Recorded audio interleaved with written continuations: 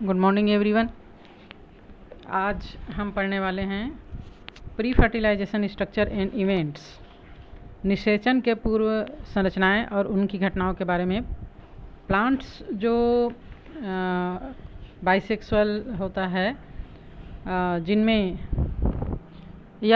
Sexual reproduction होता है, उनमें दो प्रकार की संरचना, मेल रिप्रोडक्टिव ऑर्गन के रूप में पुंकेसर और फीमेल रिप्रोडक्टिव ऑर्गन के रूप में स्त्री केसर का निर्माण होता है। ठीक है, तो पादपों में वर्धी वृद्धि के पश्चात, वर्धी वृद्धि मतलब जब उसके जड़, तना, पत्ती जो है वो पूरी तरह विकसित होकर एक मैच्योर प्लांट बन जाता है और उसमें रिप्रोडक्शन की क्षमता आ जाती है, तब फिर रिप्रोडक्टिव ऑर्गन बनने की प्रक्रिया प्रारंभ होती है। पुष्प के विकसित होने की प्रक्रिया प्रारंभ होती है। पुष्प विकसित होने से पहले अनेकों हार्मोनल और संरचनात्मक परिवर्तन की शुरुआत प्लांट्स में होने लगती है और इन्हीं परिवर्तनों के फलस्वरूप जो पुष्पी अंग हैं उनमें विभेदन होने लगता है ना, और इनका जो अग्रिम विकास जो होता है रिप्रोडक्टिव ऑर्गन का, वो प्रारंभ हो जाता है। पादपों में पुष्पक्रम की संरचना होती है। पुष्पक्रम मतलब पुष्प किस प्रकार लगेगा पादप में, तने के अग्रभाग पे लगेगा या तने के कक्ष भाग में लगेगा, और इस प्रकार जब पुष्पक्रम की संरचना होती है जो कि पुष्पी कलिकाएं और बाद में फिर पुष्प को धारण करती है।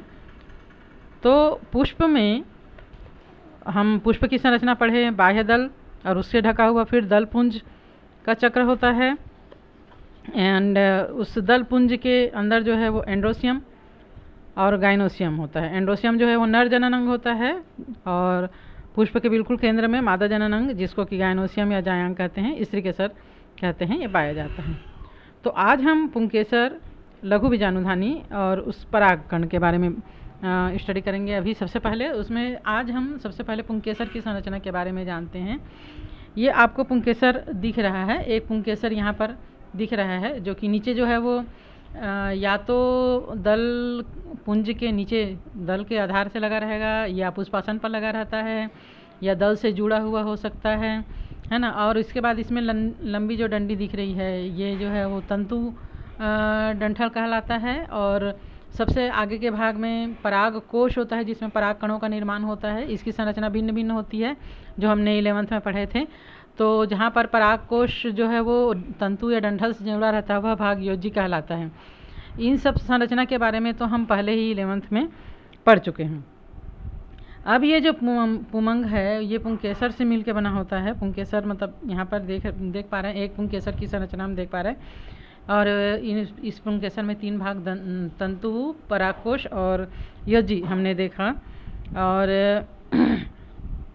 एक प्रारूपिक जो आवृत्तिबीजी परागकोश होता है, ये जनरली 2 पालियों से मिलकर बना होता है, द्विपालित होता है ये, और हर एक पाली के अंदर जो है वो 2 कोष्ठ होते हैं। एक पाली ये हो गया, एक पाली ये, यहाँ पर देख पा रहे हैं ना, एक ये और एक इधर पीछे तरफ, और उसके अंदर फिर 2 कोष्ठ होते हैं, है ना।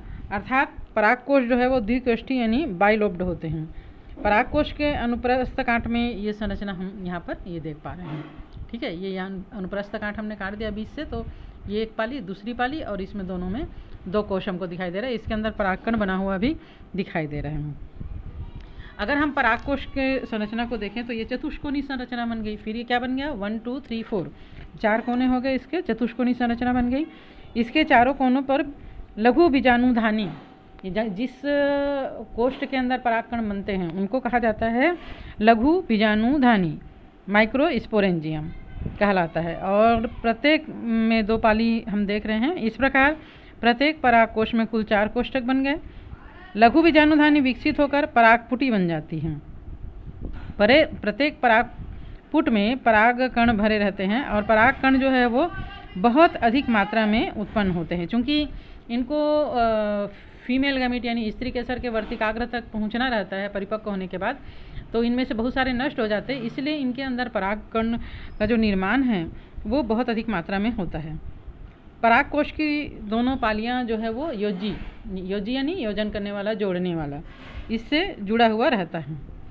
अब अगर हम एक परागकोश की संरचना को देखें तो अगर हम परागकोश की संरचना को या लघु बीजाणुधानी की संरचना, स्ट्रक्चर ऑफ माइक्रोस्पोरेंजियम को देखें तो एक प्रारूपिक लघु बीजाणुधानी जो है वो शुरू में गोलाई में प्रकट होता है और बाद में ये चतुष्कोणीय हो जाता है। शुरू में ये गोल ही रहता है, फिर इसमें सेल डिवीजन होता है समसूत्र विभाजन के द्वारा और ये 4 कोण यहाँ पर स्पष्ट रूप से देख पा रहे हैं, ये बन जाता है।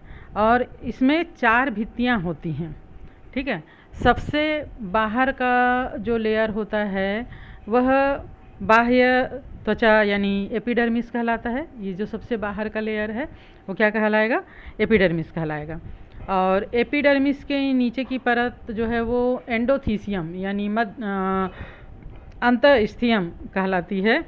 और परिपक्व होने पर इसकी भित्ति जो है वो मोटी हो जाती, काफ़ी मोटी हो जाती है।